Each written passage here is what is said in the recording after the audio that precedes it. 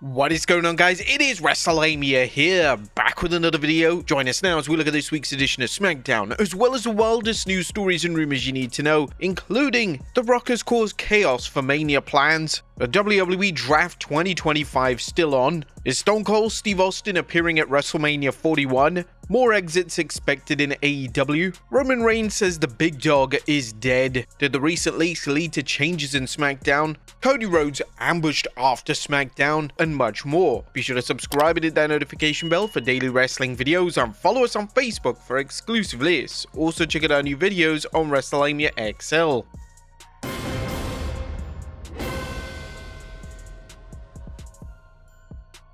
As always, we won't recap the matches, but just look at the good, the bad, and the downright ugly. As always, we start off with the good as number 1, Trishi and Tiffy team equals instant success. Now, the Trishi and Tiffy team is a wrestling experiment that has defied all expectations, with fans falling head over heels at the blonde bombshells. If WWE is using this team to build up a Stratus vs Stratton feud, it may want to hold off their split, as the team has plenty of potential and could even elevate the women's tag team division, especially if Tiffany drops the title to Charlotte at WrestleMania. Number 2, The Rock is diabolical. Regardless of how you feel about The Rock wanting Cody's soul, his delivery continues to delight as the final boss finds new ways to elevate his heel character to pure, well, evilness. This was seen last night when The Rock gifted Cody with a beautiful American Nightmare themed truck, but insinuated bad things for Cody if he rejects him. But The Rock also had another gift, which was a weight belt with the words Cody's Soul and the date June 11th, 2015, which was when Dusty Rhodes passed away.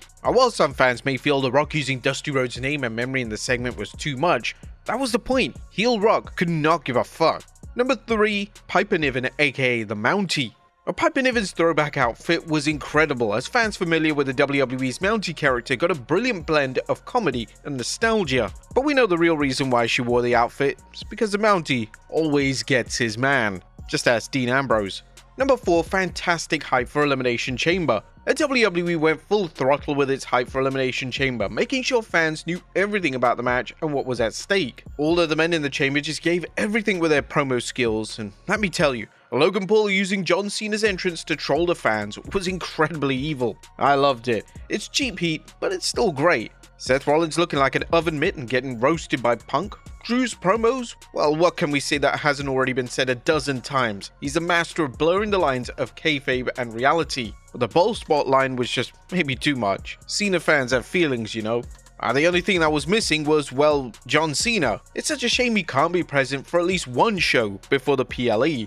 Number 5, excellent use of backstage segments to deal with Cody's choice. Now is Cody ready to sell his soul? Fans won't know until Elimination Chamber, but WWE kept the story fresh in fans' mind while using backstage segments to show various superstars' take on Cody's choice. Whether it was funny segments like R-Truth taking advantage of Cody's backstage buffet, as well as Truth confusing The Rock wanting Cody's soul with Rocky's dad, Rocky Soulman Johnson, or CM Punk telling Cody to take the offer and stick it up The Rock's candy ass, the segments seem natural. As always been said, the best backstage segments are the ones that are organic, and every one of these made Cody's decisions seem real and part of the storyline world that is WWE. Number 6, Tag Team Turmoil. Things have been heating up on the Blue Brand as the WWE's various teams have chased WWE Tag Team Champions DIY while dealing with the Street Profits' quest to make sure no one gets the title but them.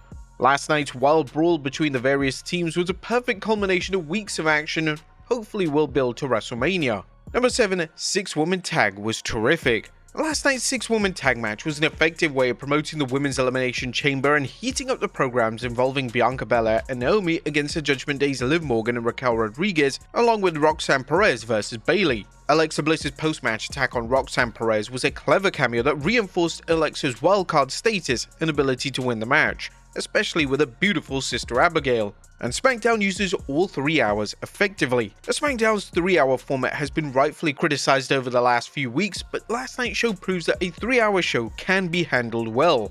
SmackDown was booked very well, with no segments dragging things down or seeming like obvious filler. That was a good. What about the bad is number 1, Shinsuke stuck doing promos. Shinsuke's latest promo shows just how poorly he's been booked since winning the US Championship. Nakamura projects menace like few superstars can, but his strong suit is wrestling, and he just hasn't been used in the ring since becoming champion. Now don't get us wrong, Nakamura isn't the only champion who rarely defends a title, but the WWE's failure to book him in more segments and non-title matches have turned his reign into a huge disappointment. As nothing downright ugly, SmackDown prepared the fans for Elimination Chamber while capitalizing on its 3-hour format to book several strong matches, interviews, and backstage segments that utilize WWE's SmackDown roster more effectively than fans have seen in a very long time. It's quite amazing how we just had one of the worst episodes of SmackDown, but WWE have completely 180'd it. What'd you guys think of the blue brand last night? Let us know in the comments down below. Now let's move on to the news.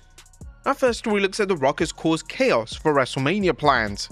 Just what is going on with Wrestlemania 41, and has WWE thrown out its original plans for the show of shows? The Rock's surprise return and diabolical offer to Cody Rhodes has fired up the rumor mill that WWE has reworked several top Mania programs, and now WRKD Wrestling is weighing in saying, as if it wasn't clear in how it's been coming across on screen, this wasn't the original plan. Wrestlemania plans have been in flux since The Rock made the call to be back into the mix the past few weeks. Obviously, fans should have a much better idea of where things are headed after Elimination Chamber, and Cody decides whether he wants to join forces with The Rock. Next up, the WWE Draft 2025 is still on. There was interesting news on the WWE's annual draft, as PW Insider's Mike Johnson was recently asked about it, responding, "We're told that a draft is still planned for the post-WrestleMania season." WWE recently held its trade window event that saw several superstars switch from Raw to SmackDown and vice versa, but that should be seen as a sign that there are no plans for the annual draft. But do you think WWE even needs a draft? And if it's held, will it lead to any serious shakeups? Next up, Triple H proclaims industry-changing event. Now expect big things from the Elimination Chamber, at least according to Chief Content Officer Triple H, whose two bold tweets about the PLE have had fans talking.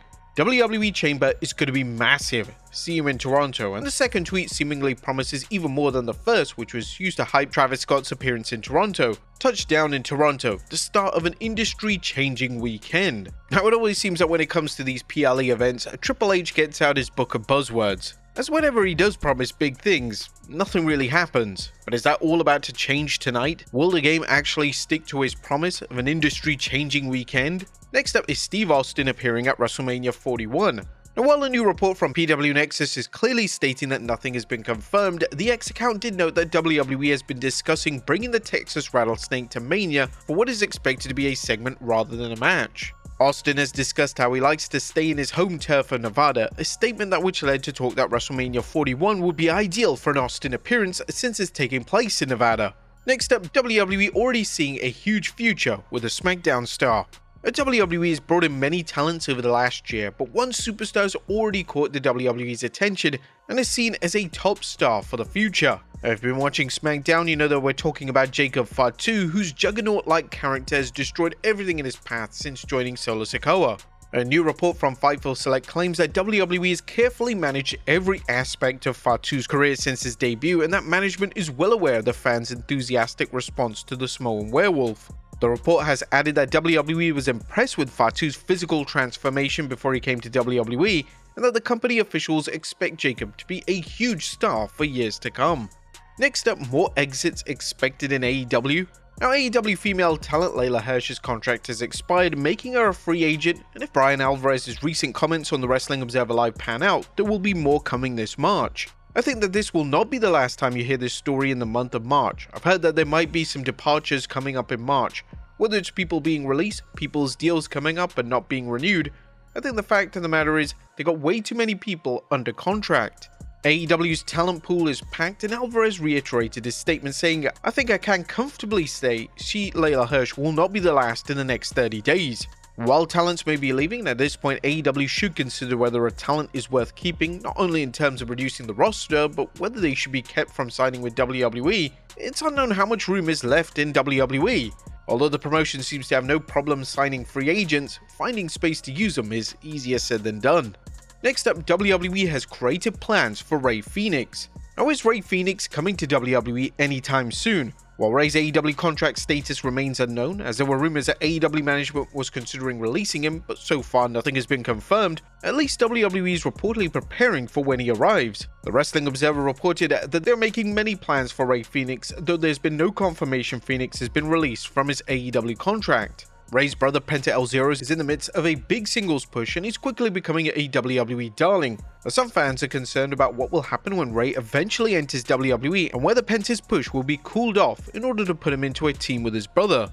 Next up, WWE returning to Australia for a super series of shows. WWE fans in Perth, get ready, as a new article from the Western Australian newspaper states that WWE is planning a big series of shows later this year, which will include a PLE and an episode of Raw and SmackDown. WrestleZone notes an announcement is expected soon and that TKO made the deal with Western Australian government officials a while ago. Next up, did leaks lead to a change in SmackDown? Or did the recent rumored leaks about WWE's plans lead to the company changing its SmackDown plans? Fightful Select Sean Ross Sapp tweeted earlier on Friday that a lot of adjustments to tonight's SmackDown. And one of those adjustments was that LA Knight was supposed to challenge Shinsuke Nakamura for the US title on SmackDown, but they instead shook things up by booking a series of matches to determine the number one contender for Nakamura. Next up, Cody Rhodes ambushed after SmackDown. Now you might want to stop us if you've heard this one before, but Cody Rhodes was attacked by Solo Sikoa after SmackDown went off the air. Cody was still processing The Rock making his case for Cody to sell his soul to him when Sikoa laid Rhodes out. Some fans are still curious why WWE is continuing this storyline because Solo Sikoa vs Cody Rhodes was tied in 2024 and now it's downright rotten.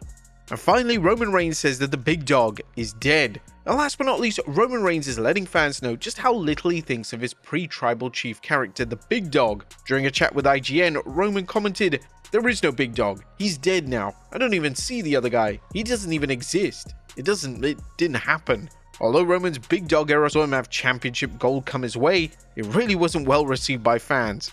And we don't blame Roman for actually forgetting this whole thing ever happened. But there you have it, folks, our look at SmackDown as well as the wildest news stories and rumors you need to know. Be sure to leave your comments down below, and we'll see you next time with some more wrestling content.